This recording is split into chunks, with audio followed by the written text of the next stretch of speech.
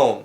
The first word of an essay, a short film, a video, with the typing cursor blinking, waiting for the next word. I'm in my bed, which means I must be home. I've got good internet, which means I must be home.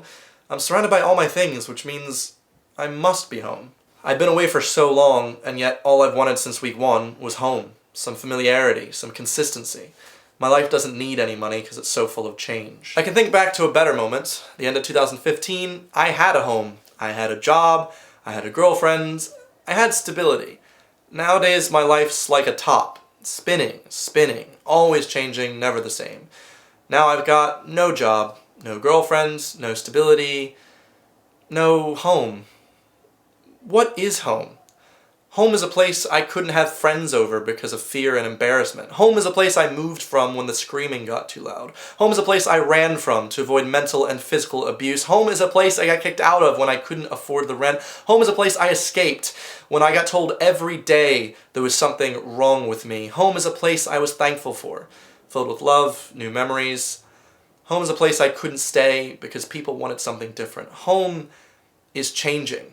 This place that I exist in, this home, only exists as long as I do. I'm moving out in 2 months, my flatmates are getting married, and they want the place to themselves. I sit back on my top, and my world again spins. I only wait to see where I land to call home next time.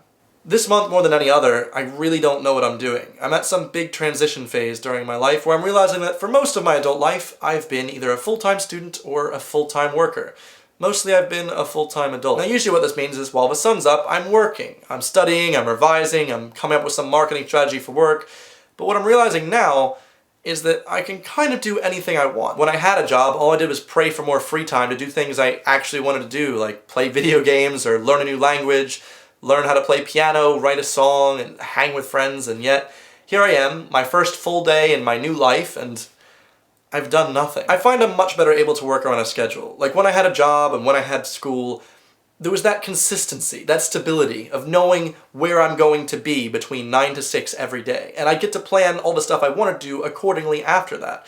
But now that I have all that time in the middle free, I'm at a loss. And now that I also need to find a new place to live, it makes things just that much more complicated. Now, I'm not actually too upset about looking for a new place to live. I mean, I will miss how incredibly central I live right now. If you didn't know, I literally live in Zone 1 on the Thames. You can't beat it. Except with rent prices. I'm definitely not going to miss how expensive my rent is. But at least with my new place, I'll be living with a friend, so I'll always have someone close to talk to, you know? And I honestly feel like it's going to be far away, and I'm kind of scared of that because I feel like London is so much a part of me now. I mean, my branding is American YouTuber living in London. And if I didn't live in London, where would I live? I know I'd be able to live with a friend, which is nice, but change is terrifying to me. I want change, and yet I'm scared of it at the same time. And that is just so freaky. Coming from someone who moved from America to England on a whim, now here I am, and I'm scared to move from city to city. It doesn't make sense to me, and yet it makes complete sense to me. I have a problem with girls. I only like them when they don't like me back, and when they do like me back, I find myself disinterested. The only way I got around this last time was that we never admitted to each other that we liked each other, and I lied to myself and told myself I didn't like her that much to minimize the pain knowing that she was leaving in 3 months.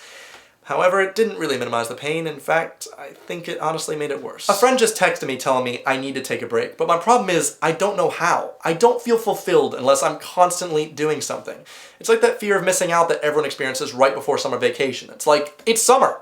I have 3 months to do anything and everything I've ever wanted to do. I cannot let this time go to waste. Why would I take a break? But if I don't take a break, I will break.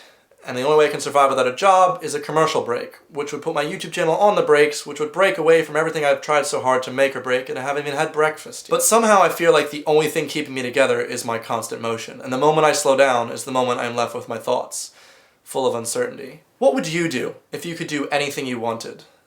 What's holding you back? Because for me, I find the only one holding me back is myself.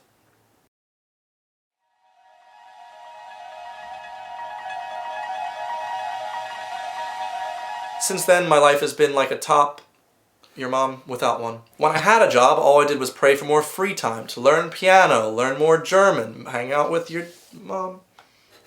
I did want to do that a bit. And the moment I slow down is the moment I'm left with my thoughts, full of your mom.